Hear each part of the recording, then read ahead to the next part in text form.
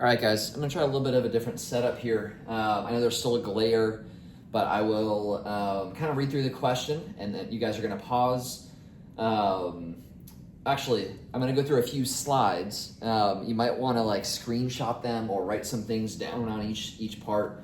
Try the FRQ, and then again, go back and watch the rest of it. So it says this, the number of steps that Mr. Flawless takes each day over the course of a week is modeled by a quadratic function, and that quadratic function is given by n of t, which is equal to this. I put the pluses in yellow so they didn't look like t's. All right, n of t is measured in thousands here. So at t equals 1, so the first day, he takes 7,000 steps. And at t equals 5, he takes 4,000 steps. And at t equals 7, he takes 12,000 steps. Now, I'm going to come back to this when I go over everything a little bit more. But this is A part 1 here. It says use the graph, or use the given data to write 3 equations that can be used to solve for A, B, and C. A part 2 says find the values for A, B, and C. B part 1 says find the average rate of change from t equals 1 to t equals 5 and show your work. And then B part 2 says interpret the meaning of what we got in B part 1. And B part 3 says use the average rate of change in B part 1. So we're still going back to B part 1 to estimate the number of steps taken at t equals 3. So hopefully you paused this and you tried the whole thing. So let's start with A part 1 here. So again, all we have to do here is we have to plug in coordinate points. And so I want to show you guys how that looks. I already have the work up here. I just got to get rid of this. So I wrote the equation. You don't have to write the equation, just to show you where I'm plugging these values in. Okay. So all I had to do was at t equals 1, there were 7,000 steps. I'm going to talk about why I chose 7 instead of 7,000 in a second.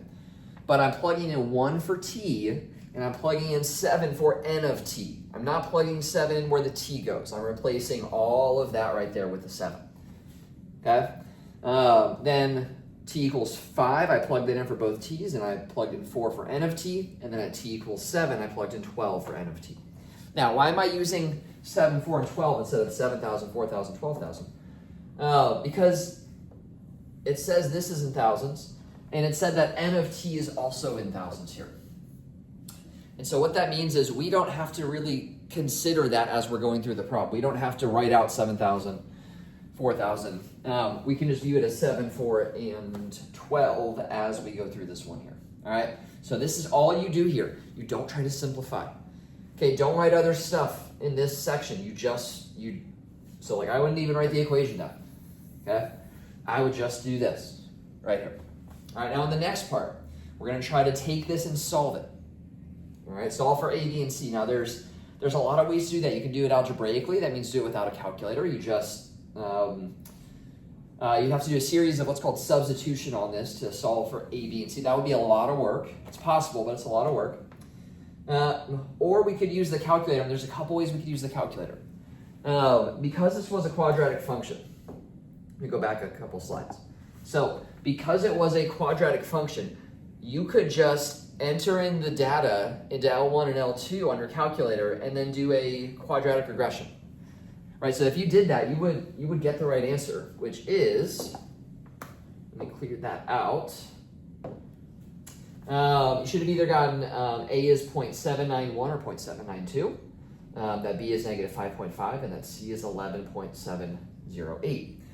Now, what happens if it's not quadratic? Well, there's other types of regressions on the calculator. So if it's an exponential function, you might be able to use exponential regression. If it's a log function, you might be able to use logarithmic regression, or that was called LN regression, I believe is how it looks on the calculator.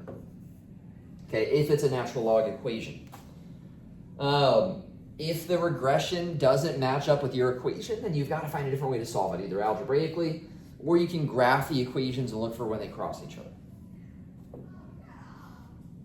All right, B part 1.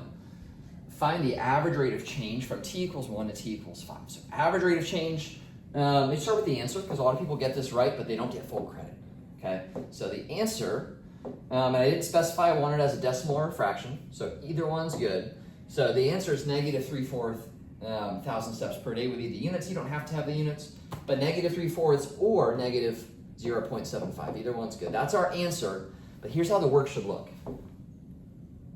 So number one, you're going to notice all my work is connected with equal signs. Okay, all of it's connected with equal signs. And it's best to show the notation first. So the notation is, the function was called n. These are our two values of t. So n of that t value minus n of that t value. And the values were 4 and 7, but again, it's n at t equals 5 and n at t equals 1. All right, so that's the best way to come up with our answer there and to show our work. Now, interpret the meaning. So we just found the average rate of change. So we should start this by saying on average. Now, what else does it represent? It tells us that Mr. Flaws is taking how many steps per day? Let's see. 0.7 or 0.75 thousand fewer steps per day from t equals 1 days to, or t equals 1 to t equals 5. All right. So that would be a good, and there's other possibilities here you could say it, but something similar to this, all right, would be a good answer here. All right, B part 3, use the average rate of change in B part 1. So we're still using our average rate of change to estimate the number of steps taken at t equals 3. All right. So I'm going to start off by writing down what I'm solving for, which is n of 3. And I'm approximating or estimating, so I use an approximation symbol here. Okay, but n of 3. Now, there's two different points you can start at, right? We have the coordinate point, 1, 7. And what was another one? We had 5, what was it? 5, something. I'm just going to call that. We had another value as well. So what I want to do is, because it's t equals 3, all right?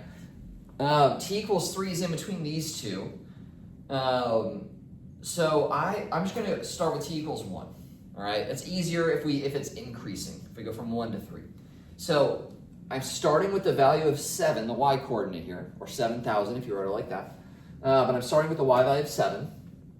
And I am going to get to t equals 3, I'm going to have to add our average rate of change 2 times, because I'm going from 1 to 3.